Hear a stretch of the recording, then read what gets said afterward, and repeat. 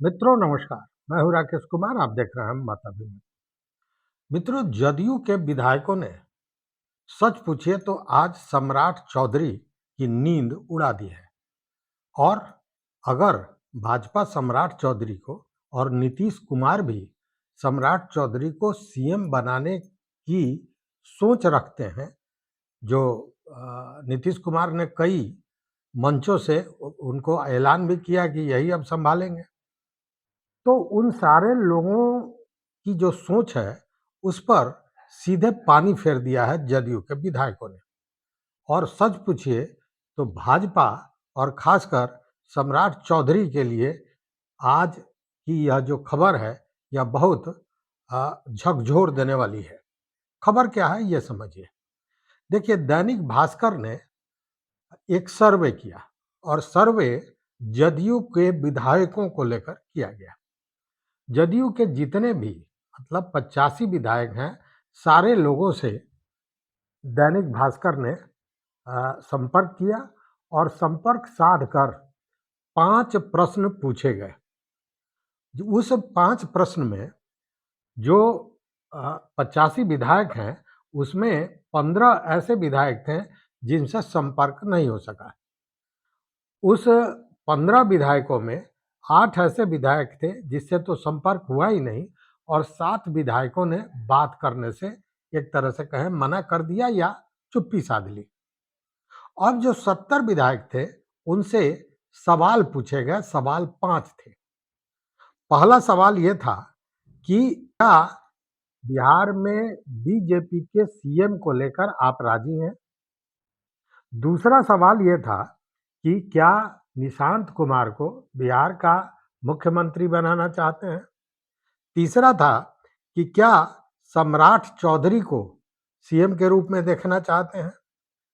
चौथा कि नीतीश को राज्यसभा जाना चाहिए या नहीं जाना चाहिए? और अंतिम था कि क्या मतलब पांचवा प्रश्न था कि क्या नीतीश कुमार को साजिश के तहत राज्यसभा भेजी गई है? चौंकाने वाले सामने आए जो रिजल्ट है वो चौंकाने वाला है। क्योंकि जब यह सवाल पूछा गया कि क्या बीजेपी के सीएम को लेकर आप राजी हैं, तो उस पर जो 70 विधायकों से यह सवाल पूछे गए उसमें से 97% मतलब मात्र 2 को छोड़ दीजिए तो 68 विधायकों ने कहा कि नहीं, हम बीजेपी का मुख्यमंत्री नहीं चाहते हैं। मात्र 2 ऐसे विधायक थे जिन्होंने हामी भरी कि हाँ, बीजेपी का भी सीएम हो सकता है। तो यह एक बड़ा झटका था कि पहले तो बीजेपी के ही सीएम को स्वीकार करने को जदयू के विधायक तैयार नहीं है। दूसरी ओर, क्या आप निशांत को मुख्यमंत्री बनाना चाहते हैं? इस पर भी वही जवाब आया। मतलब 97% विधायकों ने सीधे कह दिया कि हाँ, हम निशांत को सीएम के रूप में देखना चाहते हैं, जबकि 2 विधायकों ने इस पर कोई जवाब नहीं दिया, मतलब चुप्पी साध ली। अब देखिए कि जब मामला आता है कि क्या आप सम्राट चौधरी को सीएम के रूप में देखना चाहते हैं, तो यहाँ भी जवाब उसी तरह का था जैसे पूरी यूनिटी के साथ सारे लोगों ने जवाब को या यूं कहें कि अपनी मानसिकता तय कर लिया। 97% लोगों ने 2 विधायकों को छोड़कर बाकी 70 जो विधायक 2 छोड़ने के बाद 70 में से 2 हट गए। 68 विधायकों ने कहा कि नहीं, उन्हें सम्राट चौधरी नहीं चाहिए, वो स्वीकार नहीं करेंगे। अब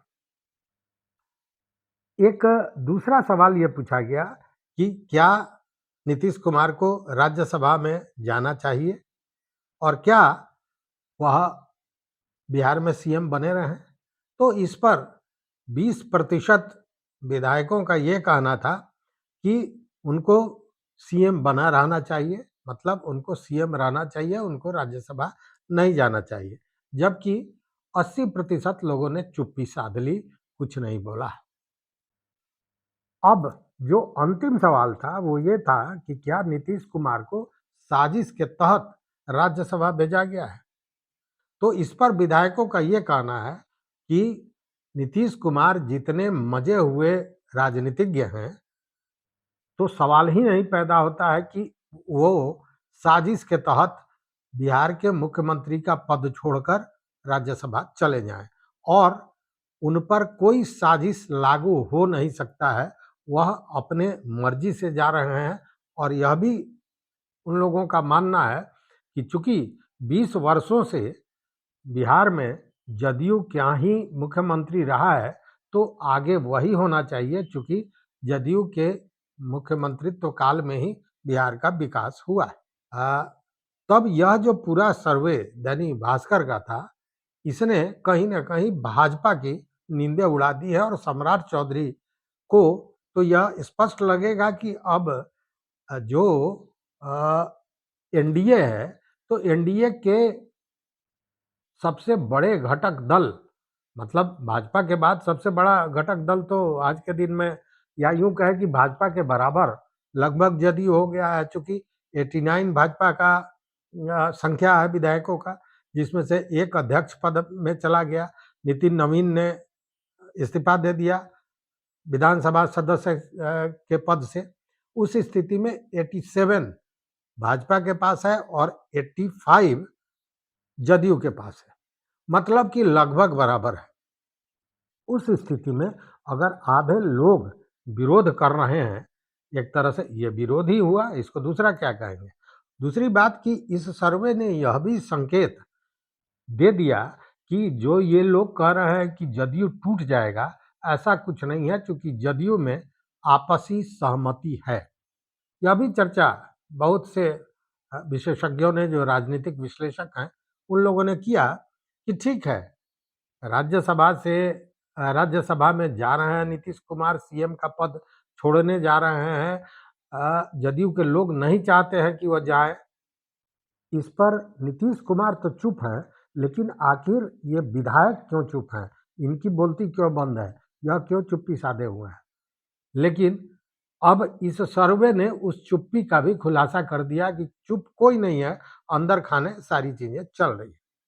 और तब जब इन चीजों को देखा जाए, तो अभी जो गृह विभाग द्वारा मुख्यमंत्री नीतीश कुमार के सुरक्षा को लेकर जो Z+ की सुरक्षा की बात कही गई है, उसको लेकर जो पत्र दिया है, उस पत्र को लेकर भी जदयू के नेताओं में नाराजगी है और ये लगता है कि कहीं न कहीं अपमान किया गया है, या एक तरह से कहें कि उनके सम्मान में यह तो चीज नहीं हो सकती है। क्योंकि एक पदाधिकारी, ठीक है, सुरक्षा की बात है, सुरक्षा देना है, बहुत बड़ा व्यक्तित्व है नीतीश कुमार, इतने दिनों तक सीएम रहे हैं, लेकिन यह कहना कि वह विधान परिषद से जा रहे हैं, मुख्यमंत्री पद से जा रहे हैं, तो ये सारी चीजें कहीं ना कहीं अपमानजनक माना है जदयू के विधायकों ने, और इसको भी लेकर कहीं ना कहीं भीतर खाने एक आक्रोश है। दूसरी ओर यह भी माना जा रहा है कि यह बीजेपी ने एक संदेश दिया है कि हाँ, इनको तो जाना ही जाना है, मतलब कि यह संदेश बीजेपी का भी है।